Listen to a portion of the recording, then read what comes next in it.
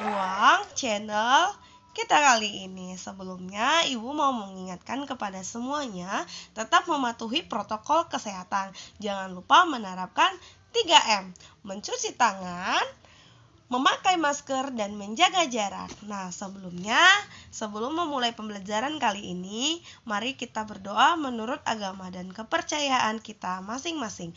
Doa dimulai. Berdoa selesai.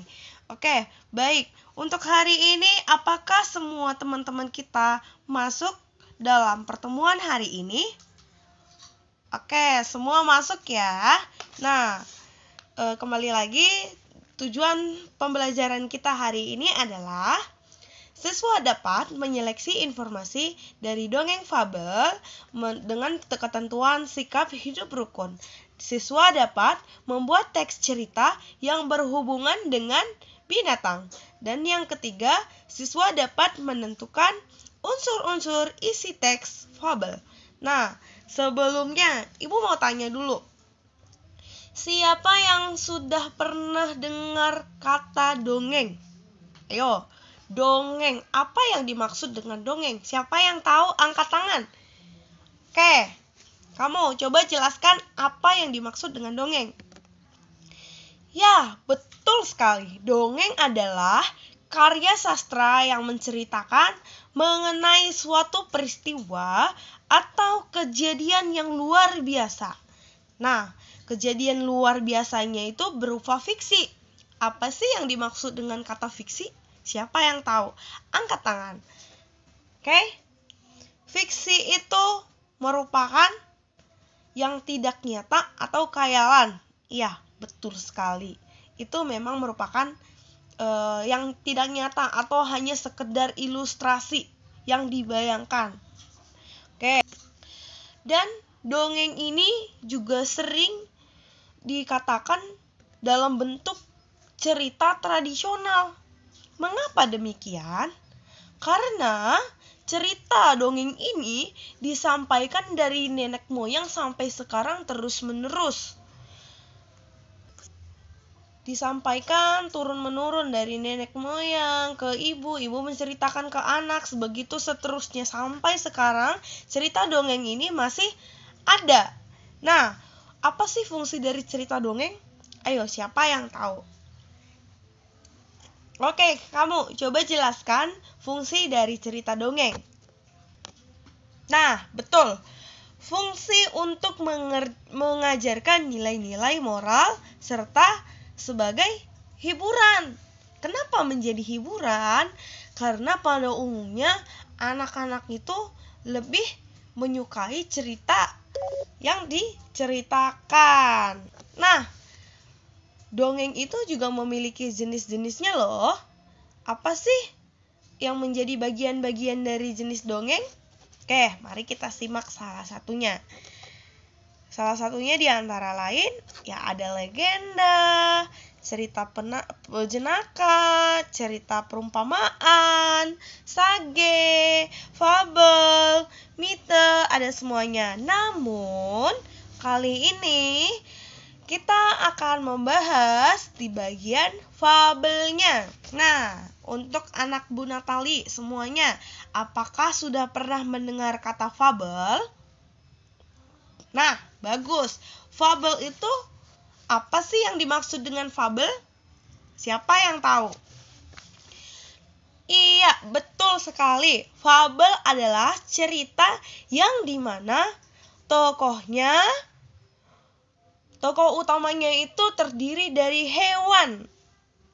Ya, ceritanya itu menceritakan tentang hewan yang berbicara. Yang berperan dalam cerita itu adalah hewan. Ya, contohnya seperti apa Bu Natalia?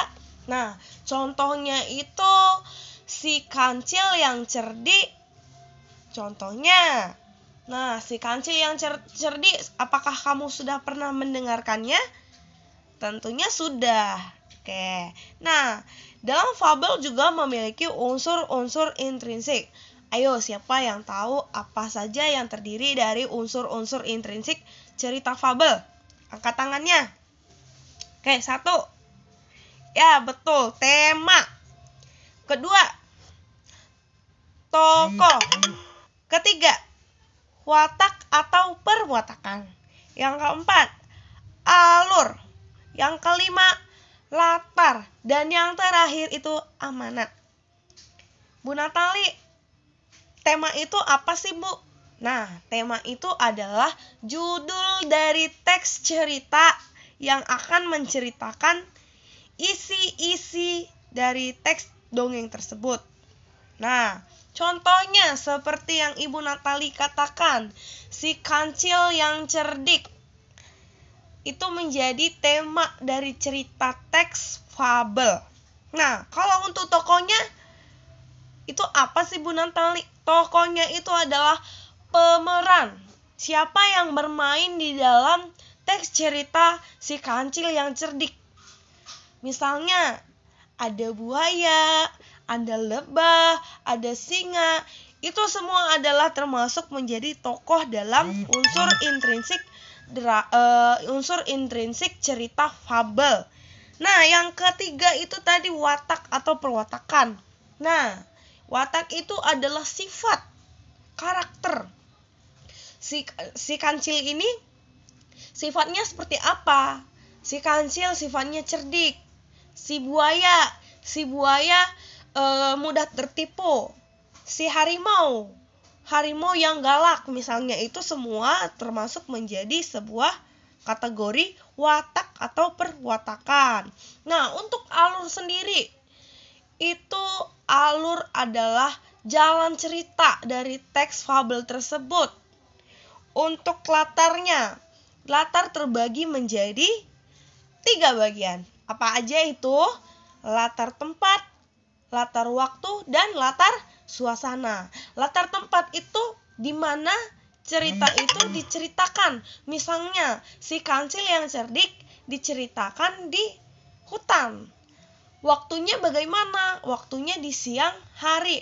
Pada sore hari atau pada siang hari, ada seekor kancil itu menceritakan tentang latar waktunya. Nah, untuk latar suasananya, bagaimana suasana yang diceritakan dalam teks tersebut? Apakah sedih? Apakah bahagia? Apakah marah? Itu semua termasuk menjadi latar suasana. Nah, yang terakhir itu ada amanat. Dalam teks cerita fabel itu, amanat yang akan disampaikan kepada pembaca itu apa? Gitu. Itu adalah keterangan dari unsur-unsur intrinsik. Nah, sekarang Ibu akan memberikan tugas. Sebelumnya Ibu akan memberikan sebuah video kalian tonton. Nah, dalam video kalian harus menentukan yang menjadi bagian tema, tokoh, watak, alur, latar, dan amanat. Itu semua kalian kerjakan, dan sebelum kalian mengerjakan, kalian harus bisa menyimak video cerita fabel tersebut. Oke, ini menjadi penugasan untuk kalian semua. Jangan lupa dikerjakan. Sekian pertemuan kita hari ini. Jangan lupa tetap menjaga kesehatan. Terima kasih untuk hari ini. Sampai bertemu kembali lagi. Dadah. Cerita dongeng Beruang dan Lebah. Seekor beruang menjelajahi hutan untuk mencari buah-buahan. Sang beruang menemukan pohon tumbang di mana pada pohon tersebut terdapat sarang lebah yang penuh madu. Beruang mulai mengendus dengan hati-hati di sekitar pohon tumbang itu untuk mencari tahu apakah para lebah berada dalam sarang tersebut. Tepat pada saat itu, sekumpulan kecil lebah terbang pulang dengan membawa banyak madu. Lebah yang pulang tersebut tahu akan maksud sang beruang dan mulai terbang mendekati sang beruang. Kemudian menyengatnya dengan tajam lalu bersembunyi ke dalam lubang batang pohon.